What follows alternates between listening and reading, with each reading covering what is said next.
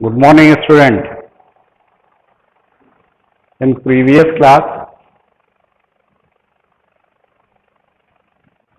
we have seen the consumer equilibrium in case of single commodity. Now today we will see consumer equilibrium in case of two commodities. Means when a consumer set in a equilibrium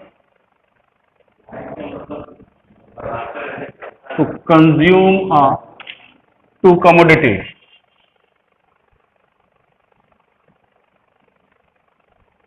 here some assumptions in that situation. First assumption is he has limited money of income. Second assumption is price of both commodities is given. Third one is law of DMU is applicable. And fourth is marginal utility of money is constant. ये assumptions क्या क्या रहे? तो जब भी consumer to commodity को consume करेगा तो वो इक्विलिब्रियम की पोजीशन में कब होएगा, इसके लिए हमारे पास एजम्पशंस हैं. पहला एजम्पशंस क्या है कि उसके पास लिमिटेड मनी ऑफ इनकम होनी चाहिए. दूसरा, जब भी वो टू कमोडिटीज को कंज्यूम करेगा तो उसका प्राइस जो होगा वो गिवन होएगा. And third one is DMU is applicable. DMU क्या है? Diminishing marginal utility. Previous class में हम लोग देख चुके हैं. और marginal utility of money is constant. In case of single commodity में मैंने मार्जिनल यूटिलिटी ऑफ मनी को डिस्क्राइब किया था. अगेन यहां भी बता देता हूं कि अगर कोई कंज्यूमर है और उसके पास 10 रुपीज हैं तो वो 10 रुपीज को लेकर मार्केट में जाएगा और वो चाहेगा कि इस 10 रुपीज के इक्वल का हमें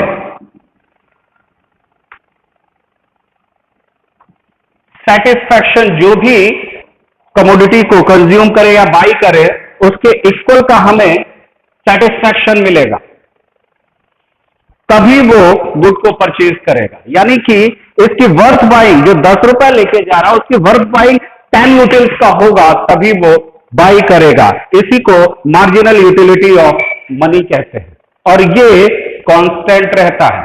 यानी कि क्योंकि उसकी लिमिटेड मनी ऑफ इनकम है, लिमिटेड मनी ऑफ इनकम में उसके पास अगर 100 रुपए हैं तो वो 100 रुपए लेके मार्केट जाएगा और 100 रुपए के बराबर का वो सेटिस्फैक्शन चाहेगा. तो मनी, उसकी इनकम जो है वो लिमिटेड है तो वो हमेशा 100 रुपए के बराबर ही किसी भी कमोडिटी को कंज्यूम करने से सेटिस्फैक्शन का चाहत रखेगा. तो यहां पर जो मार्जिनल यूटिलिटी ऑफ मनी है वो इसी वजह से एवरी टाइम कांस्टेंट रहेगा. ठीक है, अब आते हैं इसकी कंडीशन क्या है. तो कंडीशन है MUX upon PX is equal to MUY upon PY is equal to MUM. MUM के ऊपर ये लाइन ड्रॉ करी गई है, इसका मतलब है कांस्टेंट. तो marginal utility of money is constant. इसे एक शेड्यूल से देखते हैं कि क्या ये कंडीशन जस्टिफाई हो रहा है या in case of two commodity में कोई भी कंज्यूमर इक्विलिब्रियम की पोजीशन में कब आएगा.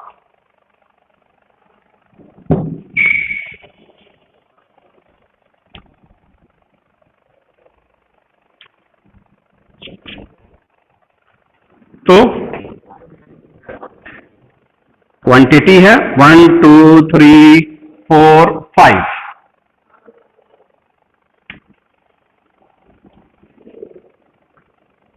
MUX है। लास्ट एग्जांपल को ही देख लेते हैं। 50 40 30 20 एंड 10। यहां पर क्या है, 2 कमोडिटीज को वो कंज्यूम कर रहा है। मीन्स एक ये कमोडिटी हो गई और दूसरी second one is MUY।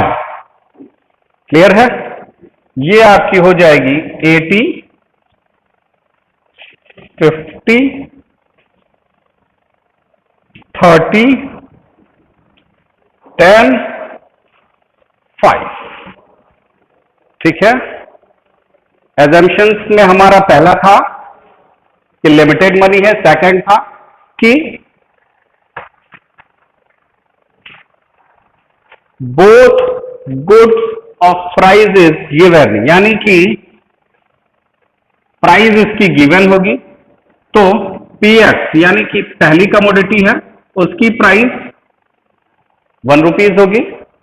Second commodity का प्राइस भी हम 1 रुपीज ही ले लेते हैं। ये एक हाइपोथेटिकल एग्जांपल है, बस मैं एक एग्जांपल लेके आपको समझा रहा हूं। ठीक है? तो यहां पे कुछ भी हो सकता है। यहां पे एक कंडीशन और बन रही है कि price of both goods are same और price of both goods are different. तो यहां पर हम सेम का एग्जांपल लेके चल रहे हैं। ओके? एंड MUM कांस्टेंट है, तो MUM इज 30। ये हमारा गिवन होगा। ठीक है?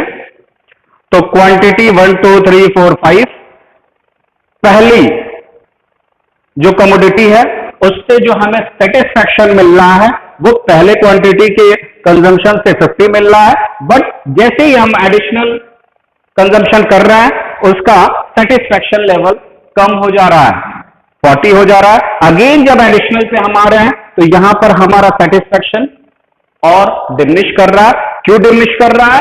क्योंकि अजम्पशन में मैंने पहले ही लिखा था कि law of DMU, diminishing marginal utility, is applicable.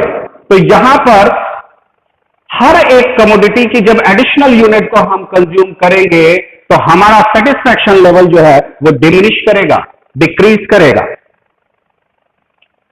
In second commodity first unit के कंजम्पशन से 80 यूनिट का सेटिस्फैक्शन, वन मोर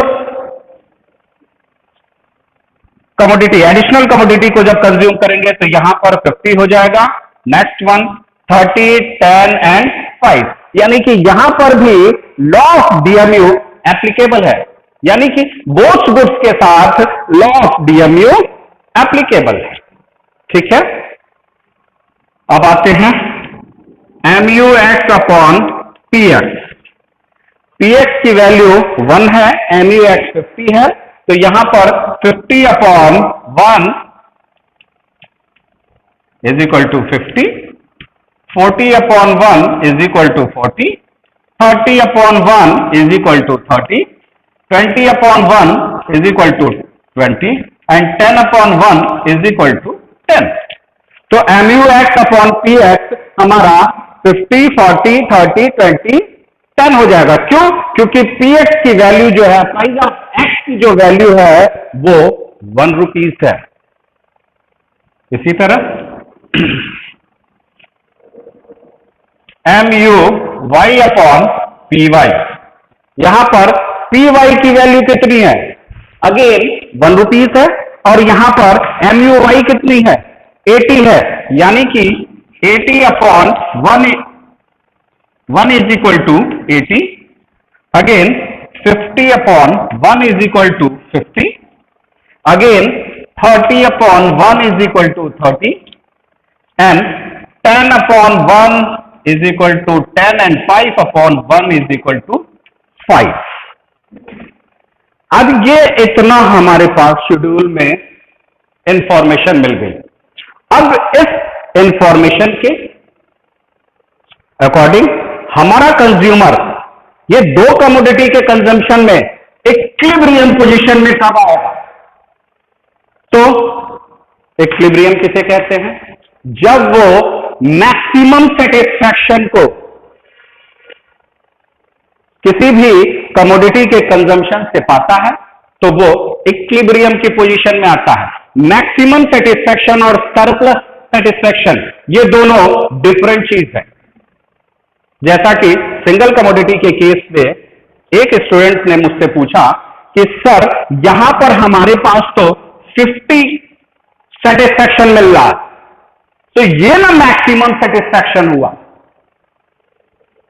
फिर आप मैक्सिमम सेटिस्फैक्शन को जैसे इस एग्जांपल में मैं 1 मिनट को बताना चाहता हूं, फिर आगे बताता हूं कि इस एग्जांपल में थर्ड क्वांटिटी में कोई भी कंज्यूमर इक्विलिब्रियम में होगा। क्यों थर्ड क्वांटिटी में इक्विलिब्रियम में होगा? क्योंकि वर्थ बाइंग जो है वो 30 है और 30 रुपीज अगर लेके कोई कस्टमर जाता है मार्केट, वो ये चाहता है कि हम इसको यूज करें। हाँ, तो यहां पे हम देखते हैं कि ये थर्ड क्वांटिटी पे कंज्यूमर इक्विलिब्रियम में है क्योंकि यहां पर MUX भी 30 है, MUY भी 30 है और MUX upon PX 30, MUX upon PY 30।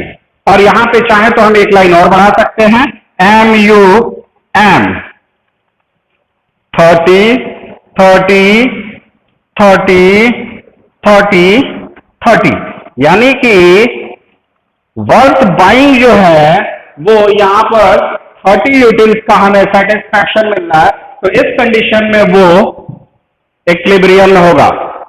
अब कोई भी बच्चा, जैसा कि पिछले वन कमोडिटी के केस में एक बच्चे ने पूछा कि यहां पे हमको 50 यूटिल्स का सेटिस्फैक्शन मिल रहा है, तो ये मैक्सिमम सेटिस्फैक्शन ना हुआ इक्विलिब्रियम में आने के लिए? तो नहीं, ये जो है ये सरप्लस सेटिस्फैक्शन है। मैक्सिमम सेटिस्फैक्शन क्या है कि जितना हमारे पास अमाउंट है उसकी वर्थ पाई उतना ही सेटिस्फैक्शन अगर हमें मिल रहा है तो वो हमारा मैक्सिमम सेटिस्फैक्शन होगा। अगर इससे ज्यादा मिल रहा है तो वो सेटिस्फैक्शन हमारा सरप्लस हो जाएगा, और अगर इससे वर्थ पाई से कम मिल रहा है तो वो हमारा सेटिस्फैक्शन नेगेटिव सेटिस्फैक्शन हो जाएगा। और कंज्यूमर को जाना कहां है? मैक्सिमम सेटिस्फैक्शन मतलब जितना उसके पास मनी है उसके बराबर उसे सेटिस्फैक्शन मिल रहा है, यानी कि उतने के लेवल पे पहुंच गया। जैसे आप मूवी देखने जाते हैं, मूवी में 200 रुपए का टिकट खरीदा आपने और आप मूवी देख के निकले, तो आप ये कहते हैं कि मूवी में मजा आ गया, पूरा पैसा वसूल। और कभी कभी मूवी इतनी अच्छी होती है कि आप ये कहते हैं कि हमने जितने का टिकट परचेज किया था उससे ज्यादा का इंटरटेन किया, तो वो आपके सरप्लस हो जाएगी।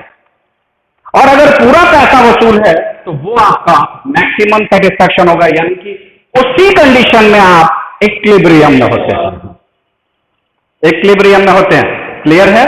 तो ये यहां पर ये शेड्यूल इक्विलिब्रियम को शो कर रहा है, जिसे हम एक ग्राफ से भी देख सकते हैं।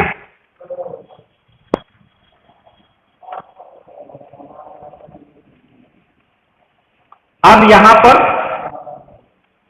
एक कमोडिटी की ये प्राइस है और सेकंड कमोडिटी की ये प्राइस है, और इसमें MUM हमारा ये है, यानी कि ये Y, ये X, ये 0, ये 0। ठीक है? और MUM कांस्टेंट है। अब यहां पर ये जितना लिखा हुआ उतना लिख लेंगे। कितने का है? 80 तक जाना है तो 20,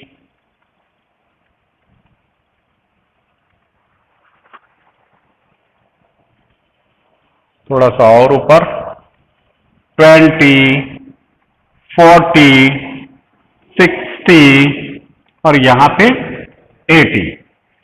ये आप 10, यहां भी 20 का ही कर लेते हैं। 20, 40, 60, 80। क्लियर है? तो अब यहां पर हम देख रहे हैं कि ये ऐसे जाएगा और यहां पर ये ऐसे आएगा। तो यहां पर ये प्राइस Y है, ये प्राइस X है, और यहां पर कोई भी कंज्यूमर इक्विलिब्रियम में आ रहा है इन केस ऑफ टू कमोडिटीज। अब ये वाला जो हिस्सा है वो सरप्लस को शो करेगा। यहां पर भी ये हिस्सा जो होगा वो सरप्लस को शो करेगा और ये नेगेटिव हो जाएगा, ये भी नेगेटिव हो जाएगा। तो इन केस ऑफ टू कमोडिटीज में कोई भी कंज्यूमर इक्विलिब्रियम के लिए ये ग्राफ ड्रॉ किया जाएगा और ये शेड्यूल में ये थर्ड क्वांटिटी में इक्विलिब्रियम में होगा। क्लियर है? और यहां पर हमारी कंडीशन क्या थी? कंडीशन थी MUX upon PX is equal to MUY upon PY is equal to MUM constant. तो ये कंडीशन जब आएगी तो कंज्यूमर इक्विलिब्रियम में होगा और वो कंडीशन यानी कि MUX अपॉन PX 30 यहां पर भी है is equal to MUY upon PY 30 यहां पर भी है इज इक्वल टू MUM 30 यहां पर भी है। यानी कि थर्ड कंडीशन में, थर्ड क्वांटिटी में कंज्यूमर इक्विलिब्रियम में आएगा और ये कंडीशन को वहां पे फॉलो किया जा रहा है जिसका फिगर ये होगा। क्लियर है? तो आज के लिए इतना ही। यहां पे किसी को भी कोई भी दिक्कत हो तो वो पूछ सकता है। Thank you class.